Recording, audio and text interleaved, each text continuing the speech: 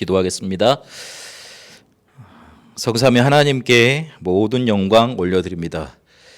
보호자의 능력으로 그 축복으로 그 권세로 지금 이 시간 우리와 함께 하시니 감사드립니다.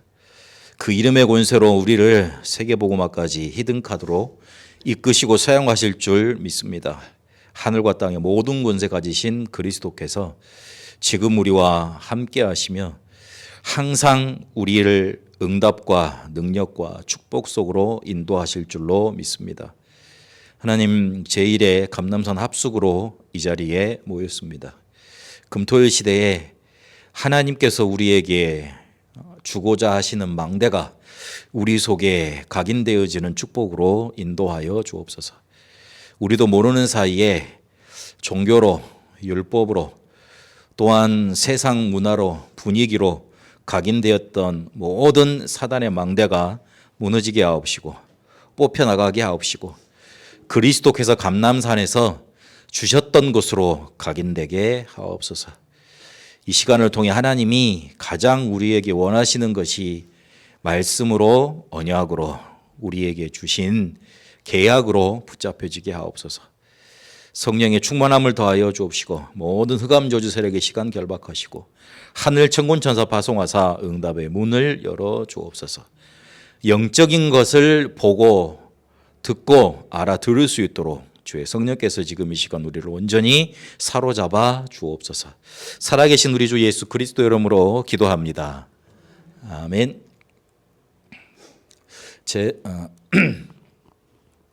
오늘부터 3일간 제1회 감람산 합숙 시작하도록 하겠습니다. 제가 이거를 선뜻 예전부터 이렇게 하고는 싶었는데요. 못하겠더라고요. 왜 그러냐면 해도 올까 하는 생각이 들고, 그리고 우리 교회 성도님들이 과연 이 종교를 많이 벗어나서 정말 이 전도자로 좀 이렇게 인도를 받아가면 좋겠는데 이게 내가 메시지를 잘 못해서 그런가 좀 자꾸 내가 거기에 주저주저 되더라고요. 분명 하나님은 우리를 그 전도자로 부르셨고 그리고 이 복음 전하라고 부르신 게 맞을 건데 과연 내가 이거를 잘 심부름을 하고 있나? 거기에다가 토요일 날 이렇게 오라 그러면 잘 모일까?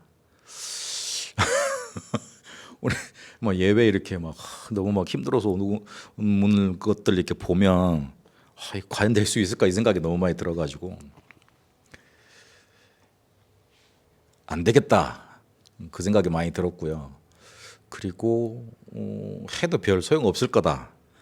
내 모르는 내 속에 이렇게 불신앙이 쫙 자리 잡고 있었는가 봐요. 근데 이번에 선교사 합숙을 딱 참여를 하면서 자꾸 유 목사님 그 말씀을 하시더라고요. 돌아가면 합숙을 하세요 그러더라고요. 근데 예전 같으면 에이 또 하시는 말이지 가서 뭐 또 뭐 그렇지 이 생각이 들었을 건데 이번에는 꼭 해야 되겠다는 생각이 들더라고요. 그러고 난 다음에 우리 지금 성경적인 전도운동 메시지 계속 편집하고 있잖아요. 그중에 예수님이 하신 전도 방법 중에 지금은 말씀하지 않으시는데 제일 중요한 원리가 선발이라 그랬죠. 그러니까 선발이라는 거는 부르는 것도 있지만 성령 인도 받아서 이 사람이 그러니까 드러나는 거죠. 전도자로, 제자로. 그렇게 될 수 있도록 우리는 판을 벌려주는 거죠. 그러려면 요게 필요하겠다 싶더라고요. 꼭 해야 되겠다 싶더라고요. 그래서 하나님이 무슨 생각까지 주시냐면 내가 이거를 내가 안 되겠지. 우리 교인들은 가망이 없지. 이 생각을 내가 너무 확실하게 하고 있지는 않았나 하는 회개가 되더라고요. 아니다. 일단 우리 집사람은 필히 참석을 할 거고 그리고 우리 집에 2명 중에 1명은 참석을 하겠지. 그러면 3명 아니야. 3명이면 충분히 되겠다. 그러면 되겠다. 그래서 3명이라도 나중에 또 뭐 오면 또 참석을 하는 거고 그리고 발전이 되면 참석을 하는 건데 시작을 해야 되겠다. 이 생각이 들었습니다. 전에 우리 한 3년 동안 예배 드릴 그 장소에서는 조금 뭐 분위기도 막 그렇게 막 집중할 수 있는 분위기는 사실상 좀 안 된 부분도 있었잖아요. 그런데 하나님이 이렇게 교회당을 주시고 장소를 주신 거는 그거 하라고 주신 게 아니겠느냐 하는 생각이 들어서 제 마음속에 또 확신이 딱 들어서 이것 해야 되겠다 그래서 하게 됐습니다. 일부러 광고를 안 했습니다. 일부러 광고를 안 하고 그리고 정말 제가 기도하는 중에 하나님이 원하셔서 부르는 자들을 하나님 불러주십시오. 여기 와 있는 사람들은 제 기도 응답이에요. 그래서 우리 교회 아닌 분들이 지금 두 분이 앉아 계시는데 어쨌든요. 그래서 그래 기도했어요. 하나님 정말로 이거 들을 필요가 있는 사람, 꼭 들어야 될 사람 모이게 해주십시오. 성령 인도 받도록 해주십시오. 그게 성령 인도예요. 그 정말 필요해서 가치를 알고 그리고 이걸 알고 모이는 사람. 그게 성령 인도입니다. 그래서 하나님이 지금 이 시간표에 이걸 하게 하신 걸 붙잡고 조금 생각을 하고 인도를 받아야겠습니다. 그래서 오늘은 뭘 할 거냐면 전도 훈련 기초 중에 우리가 전혀 접해보지 않았던 교재가 딱 하나가 있습니다. 평신도가 읽을 전도 훈련 교재. 읽어봐야 될 거 아니에요. 일단 사지를 않아요. 그리고 읽지를 않아요. 왜냐하면 옛날 한 3, 40년 전의 메시지거든요. 그리고 지금 메시지로 보면 이거 너무 율법적 아니야? 이렇게 읽힐 수 있어요. 그런데 이게 92년도에 나왔던 건데 그 전에 유 목사님이 전도 훈련을 시키시면서 이렇게 쭉 해왔던 내용을 92년도에 책으로 만들었을 뿐 유 목사님이 처음에 훈련을 시키실 때 이런 부분을 많이 했다. 그래서 그걸 책으로 내지 말라 그랬는데 낸 사람들이 있었어요. 그래서 그때는 뭐 다락방 전도 훈련이 아니고 온누리 포도 출판서 그 교재 앞에 보면 그렇게 돼 있죠. 그래서 그렇게 나온 교재다. 그래서 전도 기초 훈련부터 차근차근 우리가 인도를 받아 가봐야 되겠는데 그래서 지금 777까지 나온 그 언약 따라 인도를 받아가야 되겠는데 가장 기본 기초가 되는 평신도가 읽을 전도 훈련 교재 이거를 해야 되겠다. 수요 예배 때 어딥니까? 다락방 전도 전략까지 다뤘는데 다시 이걸 들어가서 전체적인 교환이 이거다. 구조가 이리 돼 있다. 이건 이렇게 쓰고 또 인도를 받아야 된다. 또 어떤 준비를 해야 된다.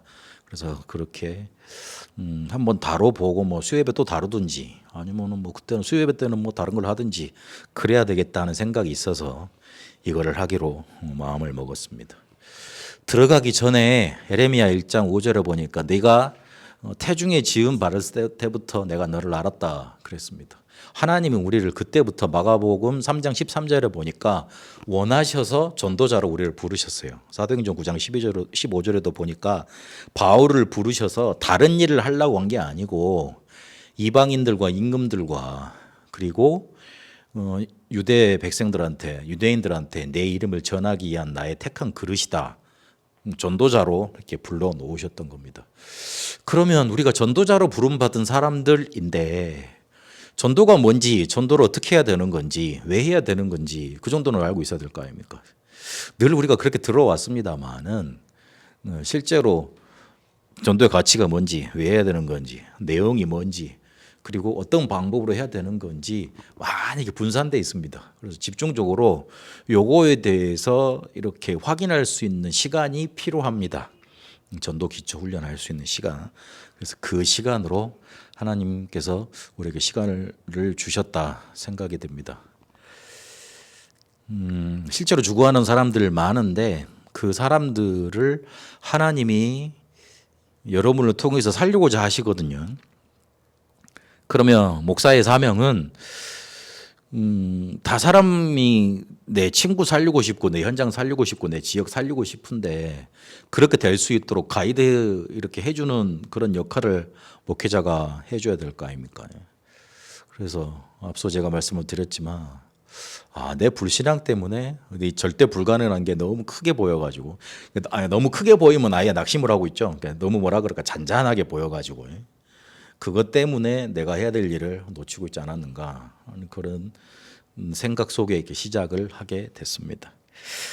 여러분 그래서 하나님이 나를 전도자로 부르셨다.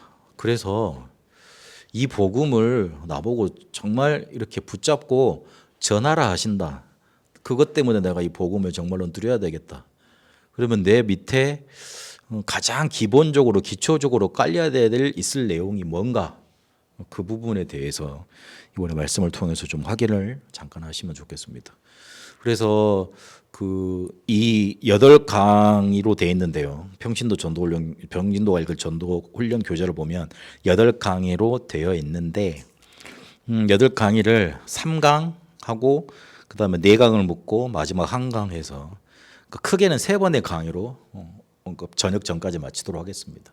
그리고 저녁을 잠깐 먹고는 뭘 하냐면 이번 선교사 합숙 때 박영환 목사님이 나오셔가지고 그 전도훈련 기본 훈련 교재 13권 있잖아요. 그게 어떻게 지금 다락방 시간표에 적용이 됐는가, 그리고 다락방 전체 역사가 지금 어떤 흐름 속에 흘러왔는가, 그 부분을 선교사님들 특강을 하셨어요. 그래가지고 그거를 이렇게 통역을 하셔서 이렇게 세우셔서 이렇게 김익주 목사님 통역을 하시고 이렇게 하셨는데 그 버전이 RTC TV에 올라와 있거든요. 근데 내 마음에 1시간 10분이야. 그런데 영어로 PPT가 돼 있어. 또 통역이 되니까 복잡잖아요. 그래서 저거 통역만 날릴 수 없나? 그리고 PPT를 좀 한글로 바꿀 수 없나? 이 생각이 들었거든요. 박영환 목사님 또 강의를 또 하셨더라고. 다른데 본인이 하셔가지고 올려놓으셨더라고. 그래서 그건 한 40분밖에 안 돼요. 그래서 그거를 잠깐 보고, 그리고 우리 지금 성경적인 전도운동 편집 계속 해나가고 있는 거 있잖아요. 4강 후반부 다락방을 해야 되는데 사역자가 어떻게 중요한가, 다락방이 왜 중요한가, 그 부분에 대해서 목사님 강의해 놓으신 게 있습니다. 그래서 오늘 일정은 그렇게 끝납니다. 내일은 여기 모여서 같이 핵심 보고 점심 먹고 잠깐 현장을 가보도록 하겠습니다. 우리 그 쭉 사는 라인에 저기 처음 입구부터 유성인 권사님 집 앞에서부터 시작을 해가지고 하나님의 교회, 여기 앞에 뭐 있냐면 원불교, 좀만 더 가면 길동성당, 쭉 스트레이트로 가면 명성교회 있습니다. 율법교회라 해서 미안한데 하여튼 뭐 종교교회, 그다음에 뭐 각종 이단들 쫙 내레비가 서 있어요. 이 라인에 서 있다니까. 그래서 탐방해 보는 것만 해도 괜찮을 것 같아요. 내일 그렇게 오후는 그래서 한 빨리 끝날 거예요. 뭐 보는데 뭐 많이 보겠어요. 가서 뭐 한번 보고 뭐 가서 인터뷰 할 수 있으면 인터뷰도 해보고 뭐 그러면 좋겠는데 그렇게 하는 걸로. 그리고 주일날은 예배 드리고 오후 예배 이번 주일부터는 우리 포럼을 좀 다시 시작해야 되겠어요. 그렇게 하고 오후 예배 때 마치는 건 포럼하고 이렇게 마치도록 하겠습니다. 하나님이 우리를 전도자로 부르셨는데 내가 거기에 맞게끔 쓰임 받을 수 있도록 전도 기초 훈련을 받아야 되겠다. 전도 훈련을 정말로 하나님 앞에서 받아야 되겠다. 요 마음으로 이 시간에 참석을 하시고 인도 받으시면 됩니다. 그래서 다른 걸 할 게 아니고 이게 92년도 교재예요. 근데 그 92년도의 교재로 만들어졌을 뿐 유 목사님은 항상 전도 기초에 대해서 말을 하면 이 부분들을 계속 건드리셨어요. 이거 하기 전에 임상훈련이라 그래가지고 메시지가 91년도, 92년도, 93년도에 나오는데 거기에도 보면 이 내용들을 자꾸 반복을 하세요. 그래서 이거를 평신도가 어떻게 하면 읽고 전도 기초 훈련이 될 수 있을까 만들어진 내용들을 모아놓은 겁니다. 그래서 이거를 내가 읽어봐도 괜찮고 그리고 그걸 가지고 같이 전달을 해도 됩니다. 그래서 이 교재를 그대로 그냥 읽으면서 갈 게 아니고 이 생각을 해봐야 돼요. 92년도에는 저렇게 말씀을 하셨는데 만약에 유 목사님이 지금 777이 나온 이 상태에서 요거를 다시 강의를 하신다면 요렇게 하실까? 요 생각을 해보고 메시지를 들어야 됩니다. 지금 어떤 분들은 기초 메시지 막 듣는다고 전도 기초 훈련이 중요하다고 막 옛날에 유 목사님 음질도 안 좋은 거, 그다음에 이렇게 유 목사님 메시지를 팝하거나 이런 어디입니까? AI한테 올려가지고 녹취해보라 그러면은 말을 못 알아듣더라고. AI도 우리도 못 알아듣는데 AI도 못 알아듣나 봐. 그래가지고 막 뿅깡용 뿌락깍꿍 이런 식으로도 이렇게 막 녹취를 하고 막 이러더라고요. 그 있잖아요. 뭐 외계어로 이렇게 녹취를 해놓고 막 그러긴 하던데 과연 유 목사님이 이거를 다시 설명을 하신다면 이 내용 그대로 하실까? 물론 예전에 나온 단어이기 때문에 역사성을 인정을 하시고 그렇게 수정하거나 그러지는 않으실 거예요.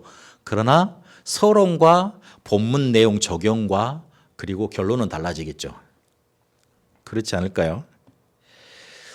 그래서 우리가 이거를 그냥 교재를 한번 배웠다, 교재를 한번 강의를 들었다, 그러고 끝날 게 아니고 그리스도께서 성경적인 전도 방법을 우리에게 알려주고 가셨잖아요. 그러면 과연 그게 2000년 전의 방법이냐?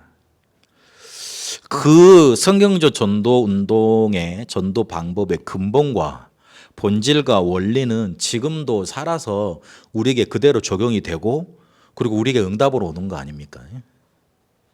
유 목사님 92년도에도 전체를 살리라고 그랬고 20년 전에 목사님들만 모아놓고 AUC 때 강의한 게 전도 캠프 4단계 그러면서 전체를 살리라 그러셨고 이번 선교대회 때도 나의 지역에 1,000망대를 세우라 그랬는데 제일 마지막에 끝나는 강의로 해외 선교사님들을 그리고 사역자들 목사님들만 모아놓고 내가 왜 이 주제를 낸 줄 아느냐, 우리가 살고 있는 지역에 전체가 복음을 드려야 될 거 아니냐.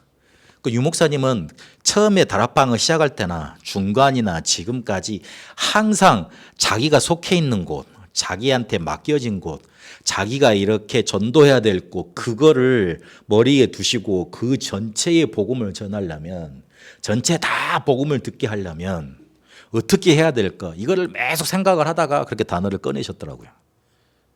근데 예수님이 그렇게 말씀을 하셨어요. 마태복음 28장 16절 20절까지 보면 특히 18절에 너희는 이라 그러잖아요. 가서 제자 삼아. 요 세 부분이 중요합니다. 너희는 지금 이렇게 경배하는 자들, 의심하는 자들 말고 경배하는 자들이 있었자 그랬잖아요. 경배하는 자들, 제자들 3년 동안 나랑 같이 있었던 그 제자들한테 너희는 가서 제자 삼아라 그랬어요. 그게 쉽게 말하면 전 세계를 불타게 할 수 있고 전 세계를 복음화시킬 수 있는 가장 기초적인 방법입니다. 정말 복음은 진리예요. 너무나 강론을 계속 말했다면은 강론 세밀한 사항을 예수님이 말해 놓을 수도 있잖아요. 그런데 그걸 말해 놨다라면 그 강론이 2000년 전에는 맞았을 거야. 그러나 그게 발전돼 오면서 지금 틀린 부분이 있잖아요. 예전에 아브라함 시대에는 아브라함이 누굽니까? 사라 죽고 난 다음에 또 그도라라고 이렇게 결혼을 또 했습니다. 그래가지고 그도라입니까? 누굽니까? 어쨌든 후처가 있었잖아요. 그래서 그 낳은 자식들한테 재산 다 나눠주고 이렇게 밖으로 쫓아냈단 말이죠. 그런데 어쨌든 나눠줬잖아. 그래가지고 다 보내는 그런 장면이 나오잖아요.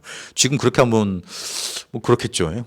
뭐 나이 드신 분이 또 뭐 이렇게 재력 과시하냐고 막 이렇게 할 수 있겠죠. 사람들 가시 올라갈 수 있겠죠. 그 당시에 뭐 계대 결혼이 있었는데 지금 적용하면 그거 뭐 난리 날 일이죠. 그런 것들이잖아요.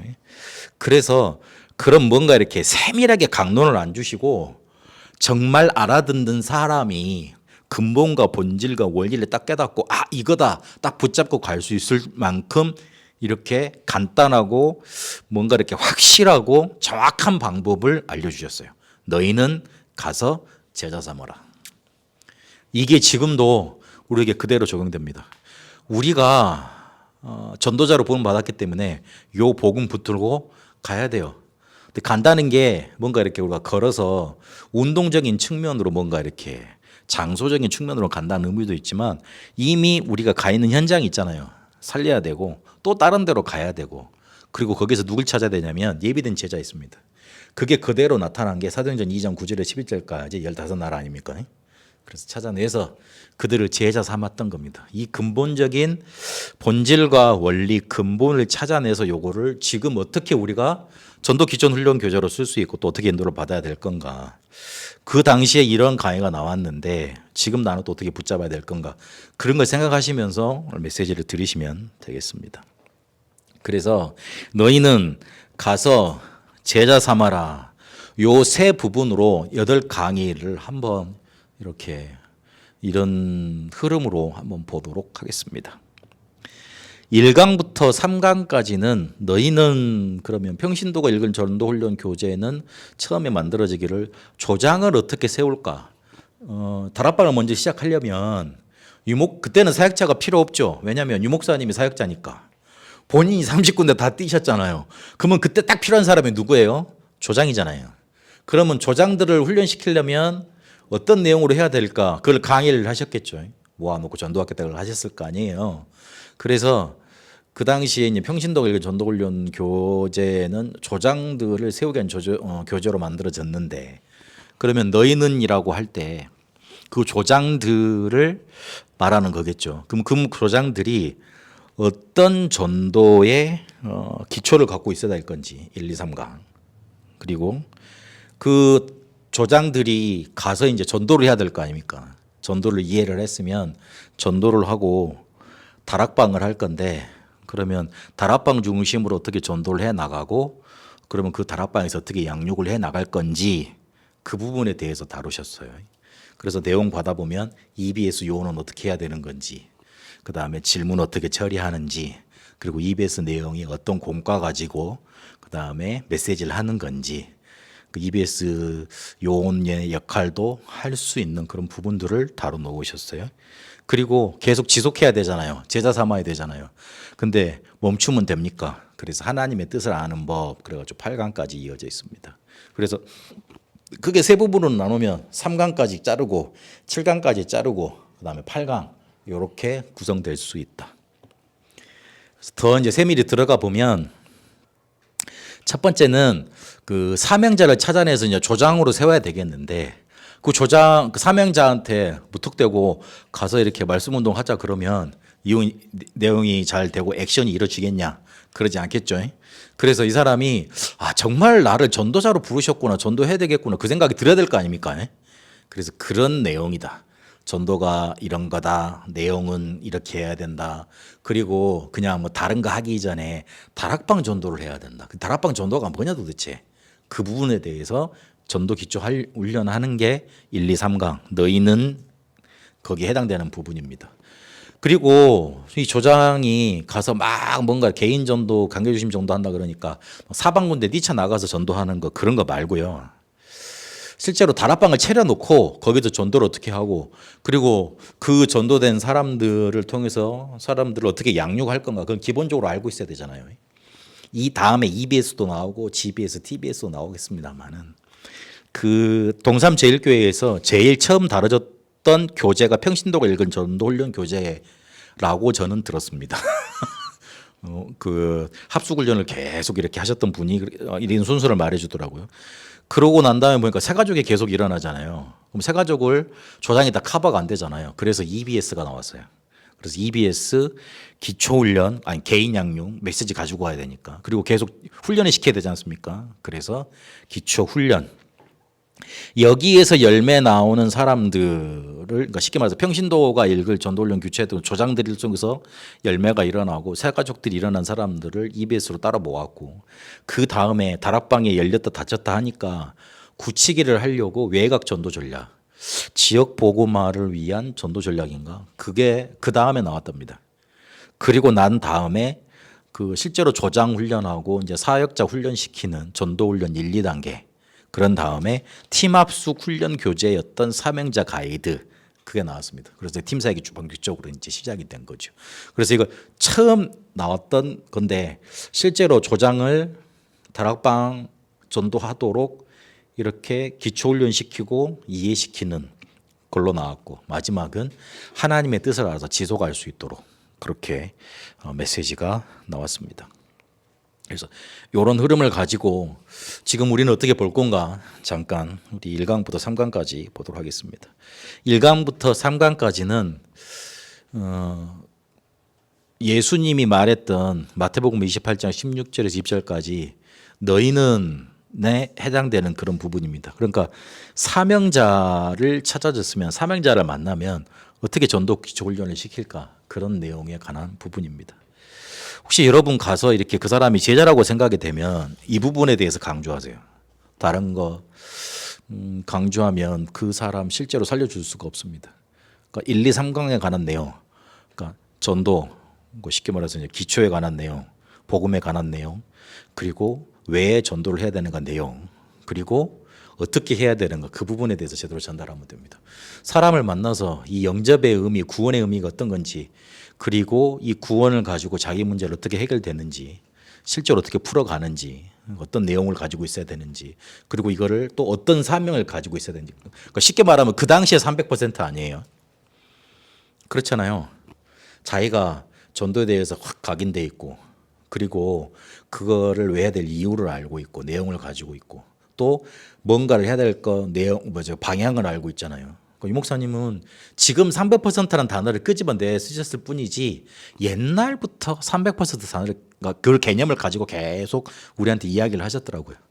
그래서 지금 우리 300% 나오는 단어 777이라는 단어를 두고 한번 계속 이제 교재 풀어져 나가는 걸 보시면 더 좋습니다.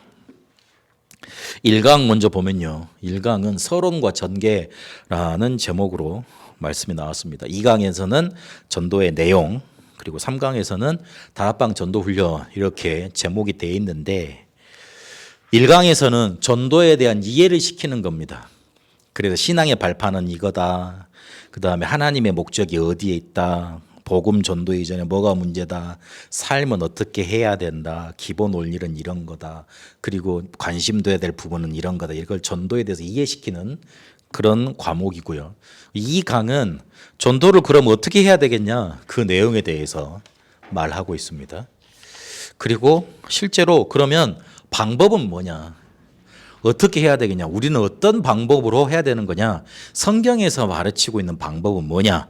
그게 3강에서 알려주고 있습니다. 그럼 1강부터 차례차례 내용을 보도록 하겠습니다. 1강 교재 들어가기 전에 뭐가 강하게 그리고 정확하게 명확하게 전달이 돼야 되냐면 마태복음 16장 13절에서 20절까지 예수님이 그리스도라는 복음이 정확하게 전달되어야 됩니다.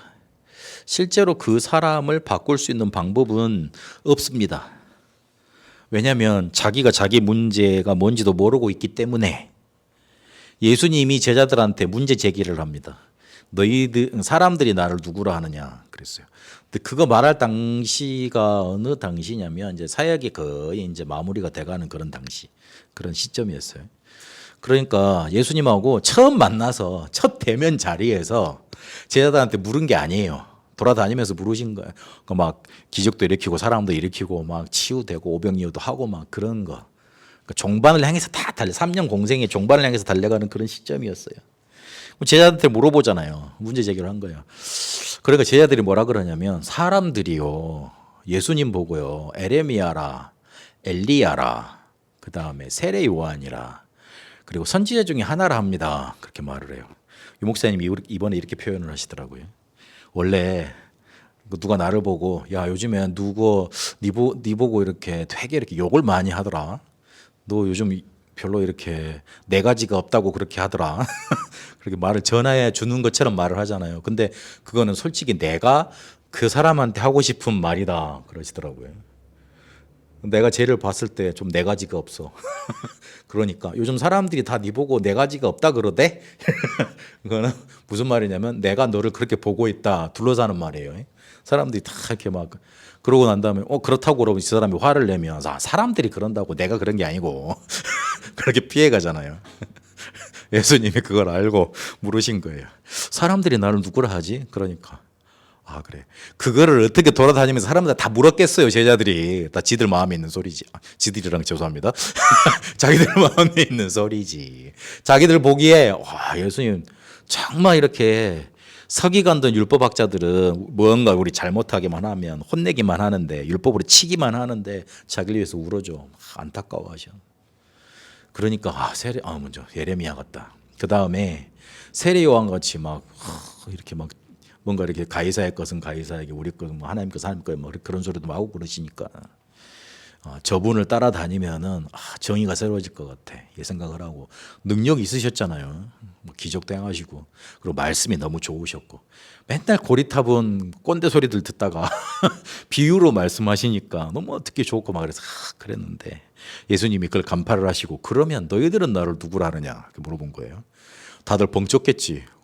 그게 정답 아니었어? 그게 아니었어? 이 베드로가 말을 합니다. 주는 그리스도시요 살아계신 하나님의 아들이십니다. 우리가 이 말을 그냥 우리가 들어서 그렇지 그 당시에 사람들이 들었으면 기절할 말이에요. 이 유대인은 어떤 민족이냐면 꿈에 뭘 그리고 있냐면 어떻게든 우리 민족을 해방시킬 메시아 그걸 기대하고 소망하고 있는 민족이에요. 그거를 어려서부터 계속 각인시키면서 이렇게 주지시켰던 그런 민족이에요. 그 예수님이 그 나타나실 당시가 어떤 상태냐면 바벨론 포로로 끌려가 가지고 다시 돌아와서 이렇게 말라기 이후로 하나님의 말씀이 한 400년 동안 끊어진 암흑 시기, 그 시기를 거치고 난 다음에 예수님이 등장하셨잖아요. 그렇잖아요. 그 당시에 성전이 완전히 파괴돼서 다 이스라엘 사람들이 흩어졌잖아요. 근데 그 성전이 흩어지면서 뭐가 생기냐면 회당이 생겼어요. 그 회당에 유대인 남자 10명, 경제 활동을 할 수 있는 남자 10명이 생기면 랍비 한 사람을 불러서 회당을 만듭니다. 그래서 기도처, 만약에 남자 10명이 안 돼. 그럼 어떻게 해야죠? 기도처를 만들어요. 몇 명 모아서. 그다음 거기에서 그 기도처를 만든다는 게 어느 시설 만들고 이제 그럴 돈이 없으니까 강가로 가요. 강가에서 예루살렘을 향해서 원래 바벨론 포로 갔을 때 이 사람들이 일주일 내내 이렇게 힘들게 노역을 하다가 안식일이 되면 옛날 습관이 있어가지고 어디 성전 갈 데가 없잖아. 다 이방신인데 강가에 가가지고 이스라엘 향해서 하나님을 향해 부르짖고 그랬대. 그 습관 따라 그 기도처를 그렇게 만들었대. 그러니까 실제로 유목사님 말하는 기도하는 곳이 되기도 하고 거기에 가면 누가 모여 있겠어요? 하나님 믿는 사람들이 소수라도 모여 있겠죠. 그걸 파고 들었기도 하고 거기에서 갈수록 이렇게 유대인 10명이 남자 10명이 안 되니까 성인 나이를 확 13세로 낮춰버린 거예요. 그래야면 숫자가 맞잖아. 그렇잖아요. 돈이야 많잖아요.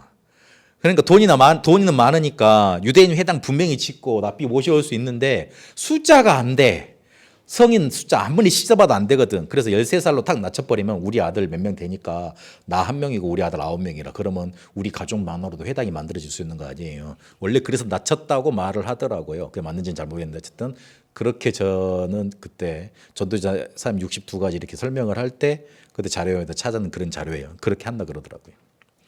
뭔 이야기까지 하다가 내가 꼭 부연 설명을 하면 앞에 뭔 이야기를 했는지 잘 까먹더라고요. 뭔 이야기했죠? 유대인들은 그러니까 베드로가 당신 그리스도라고 알지. 그 사람 고기 잡던 사람 아니에요. 그런데 무슨 지식이 있어서 그리스도에 대해서 이렇게 열망하고 오래 끌 수 있었겠냐고요. 그 당시에 회당에서 다 구약 성경을 가르치고 그 구약 성경의 핵심은 그리스도 메시아라고 다 가르쳐 놨다는 거예요. 그거를 고대하고 있었어.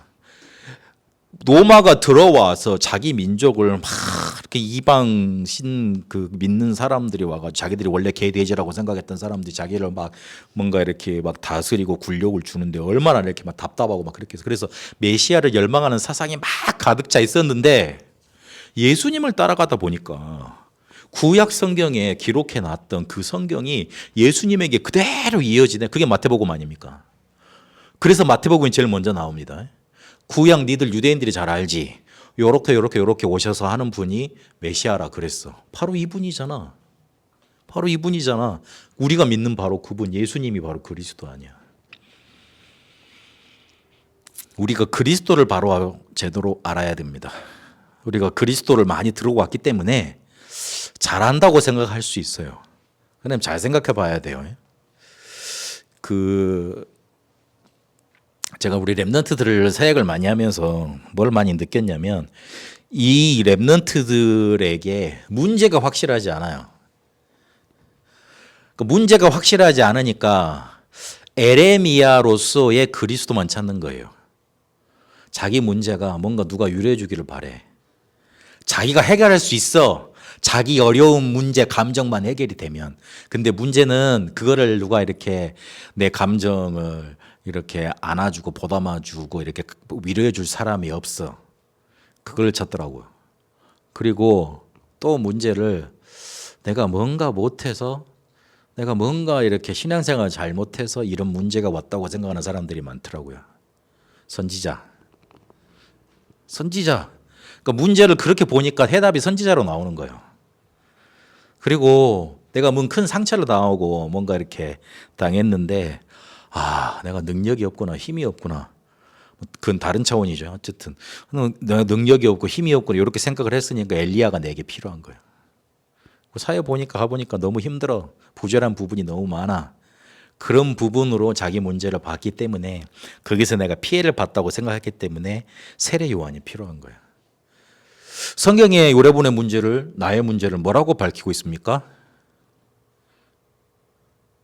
여러분 정말 여러분의 문제는 뭡니까?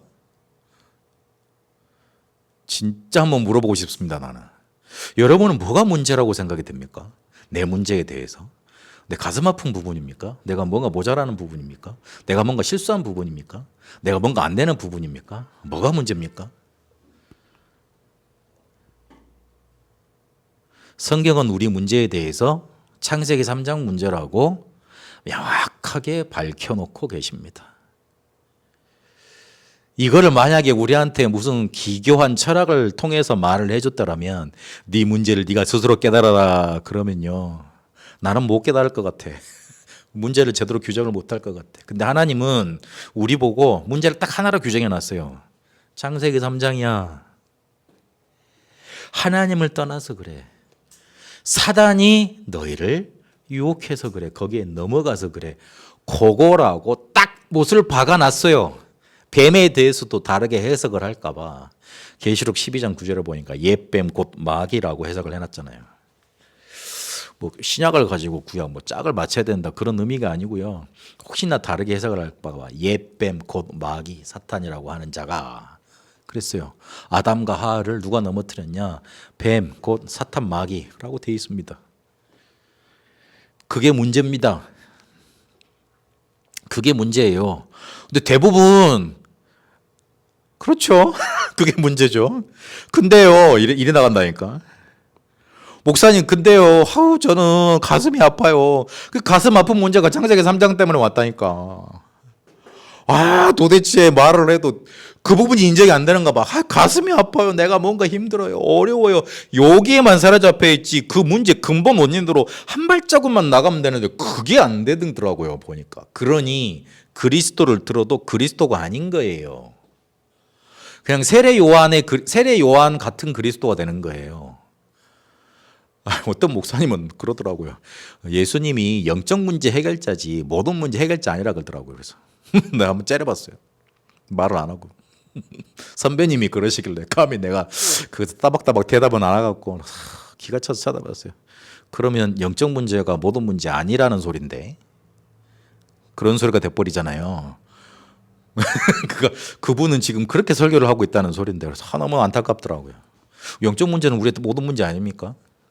0.999999999는 1 아닙니까? 수학도 그렇게 증명을 하는데 영적 문제가 0.99999 아닙니까? 우리가 모든 문제지요. 우리가 짐승이라면 개라면 우리의 문제가 육신의 문제라도 봐도 맞아요. 모두 그 육신의 문제가 모든 문제예요. 방금 오전에 우리 제가 할아버지예요. 우리 저기 친척 조카가 애를 낳아가지고 그 할아버지가 됐어요. 그래가지고 손주를 보러 갔네. 손주를 보러 갔는데 그 집에 원래 키우던 개가 있어. 그 개가 애가 나오니까 시샘이 나가지고 막 뭔가 이렇게 막 발라두고 막 이러더라고요. 그 개도 뭔가 이렇게 혼이 있어가지고 이렇게 막 자기를 좋아한다 안 좋아한다 그게 따져요. 다 육신적으로 그걸 따지는 거예요. 영적인 존재가 아니라서요. 우리의 문제는 미안하지만 창세기 3장에서 시작된 영적인 문제입니다. 그래야지 그리스도가 하나님이 주신 의도대로 그리스도로 붙잡힙니다. 이 부분에 대해서 여러분 확실하게 뭔가 확 튀어버려야 됩니다.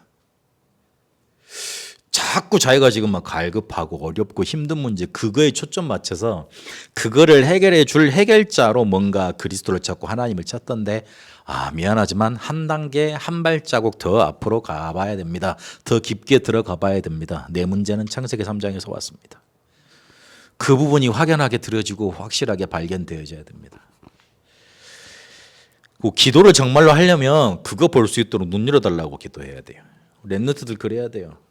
창세기 3장 문제가 내 문제라고 이 세상 모든 문제라고 인간의 모든 문제라고 발견되지 않는 이상 그리스도는 내게 그리스도로 역사할 수가 없어요. 귀신은 역사하죠. 하나님이 귀신이라면 내가 너를 써먹어야 될 거니까 써먹고 난 다음에 버려버려도 괜찮으니까 역사해 줄게 하면서 역사하죠. 귀신이 원래 그런 존재예요. 근데 하나님은 귀신이 아니라 그랬잖아요. 우리와 인격적으로 교제를 하기를 원하신다고 신학에서는 말하잖아요. 그 인격적으로 교제를 해야 된다는 말이 그거예요. 나를 알아야 된다는 말이잖아요. 나를 있는 그대로 받아들여 줘야 된다는 말이잖아요. 인격적으로 안다는 말은 내가 뭔가 이렇게 나이스하게 인격을 갖춰서 하나님을 섬겨드려야 된다 그런 의미가 아니라고요. 누군지 알아야죠. 왜 필요한지 알아야죠. 내게 어떻게 역사하는지 알아야죠.